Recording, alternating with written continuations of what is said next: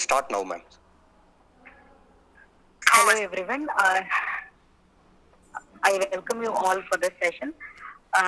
Today I will be explaining about the experiment to determine the optimum quantity of alum dosage required to measure the turbidity of wastewater. That is included in the course Environmental Engineering 2. The aim of the experiment and the theory, pre-test, procedure, simulation, post-test and references are given in this virtual link. Even the students assess their knowledge before doing the simulation as well as after doing the simulation, the student can assess their performance level also. Let us see one by one. An aim is to determine the optimum alum dosage for wastewater treatment using jar test apparatus. In this theory section, basic introduction about this experiment, definition for coagulation, flocculation, their importance, as well as what is jar test apparatus, why it is used, then relevant IS codes to be used are included. Then we can go for this pre-test. These are some of the questions included in this pre-test. Students can assess their basic performance by submitting the quiz also. Then the procedure, step-by-step procedure are given.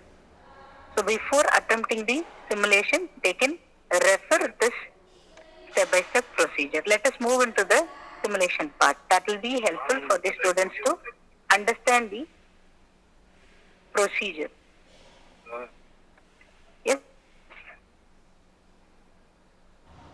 As the first step, the objective of the experiment is to determine the optimum alum dosage.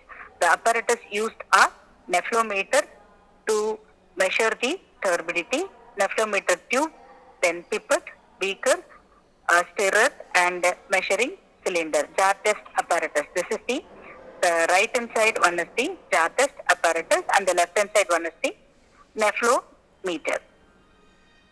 This is step 1. Step 2. And this we have to take the water sample, 500 ml of water sample in 6 beakers because the jar test apparatus is having 6 stirrer, magnetic stirrer are there. So we can take the sample in 6 beakers.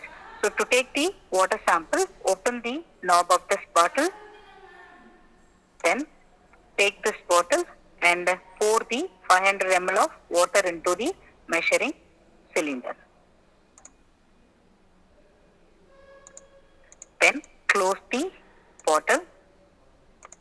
Now this 500 ml measured sample is poured into the beaker.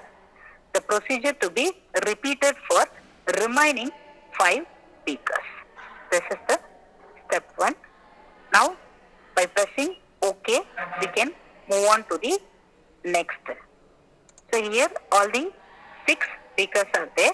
Each beakers are filled with 500 ml of water sample. By pressing this down arrow, we can move into the next step. Now we can add the alum solution into the beakers. So to add the alum solution, open the knob, then use this pipette to take the alum sample. So to lock the sample into the pipette, we have to click this arrow. Now the sample alum quantity is taken in this pipette. Pour this into the beakers. The first beaker will be left without any alum. It's a clear sample. Now close the knob, release the pipette. So we have added 1 ml of alum into the second beaker, 2 ml of alum into the third beaker, 3 ml of alum into the fourth beaker, 4 ml of alum into the fifth beaker. Similarly, 5 ml into the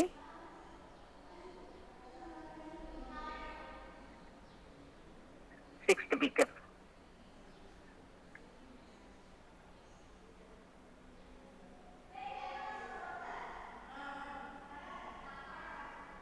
One second.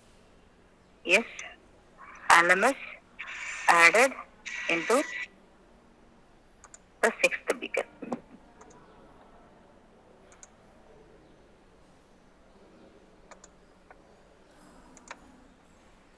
You guys, to make you understand what we are doing, questions pop-up questions are asked. A unit for turbidity NTU, that is nephrometer turbidity unit. Then we can move on to the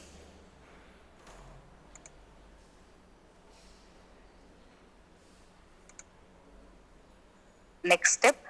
So all these samples are placed in the jar test apparatus. Similarly, all the 5 beakers are placed in the jar test apparatus. Then the rotators are held in position. Then we have to switch on the machine.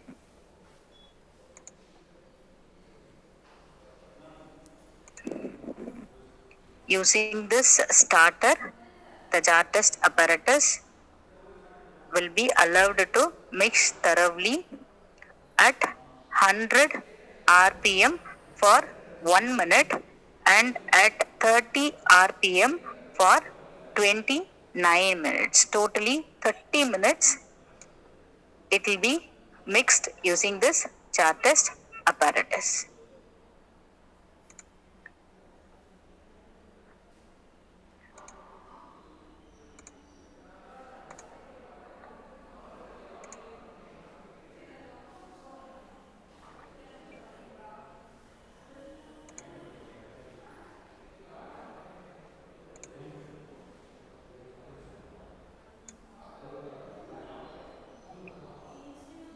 Once it is completely thoroughly mixed, the alum is thoroughly mixed with the water sample, we can move on to the next step.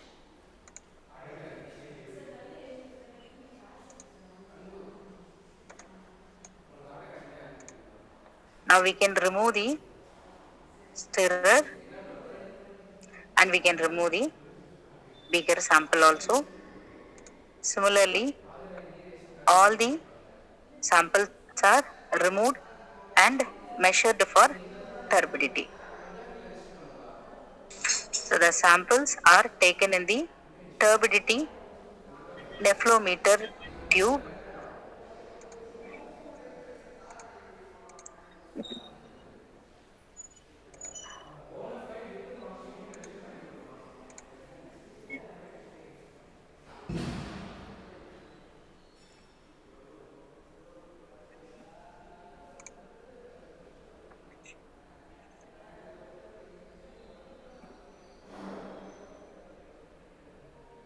Then nephrometer need to be calibrated before using it to measure the turbidity value. For calibration, clear sample is placed in the position. The reading will be adjusted to 0 by fine tuning the knobs.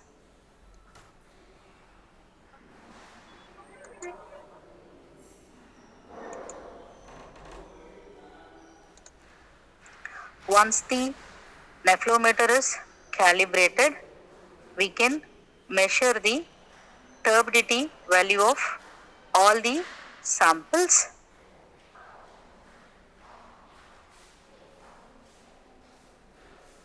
The values can be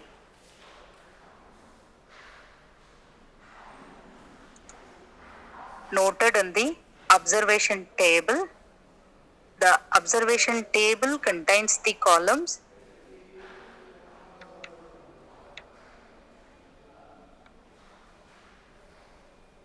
with the sample number, volume of alum added, alum dosage based on the alum dosage value and the noted turbidity value.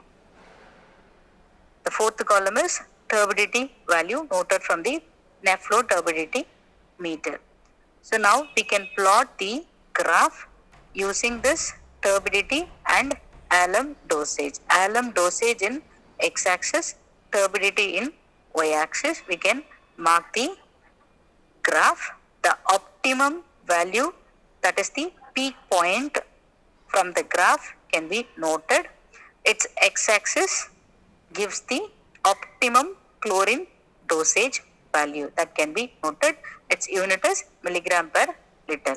Hence, using this link, we can determine the optimum quantity of alum required. In this, we have used jar test apparatus, that is to mix the alum thoroughly into the wastewater. Then nephlometer to measure the turbidity. Then the noted value will be marked in the graph. From the graph, we will be taking the answer. So we have used 3 steps. In the step 1, we will be adding 4 steps. We will be adding alum into the water sample. In second step, the alum will be thoroughly mixed. In third step, turbidity will be measured. In fourth step, readings will be plotted in the graph to get the answer. Hence, the students can assess their attained knowledge by attempting the post test. This is how this virtual lab link can be used to determine the optimum quantity of alum dosage required. Thank you all. Thank you. Thank you, ma'am. Next, I think Sudarshan sir will take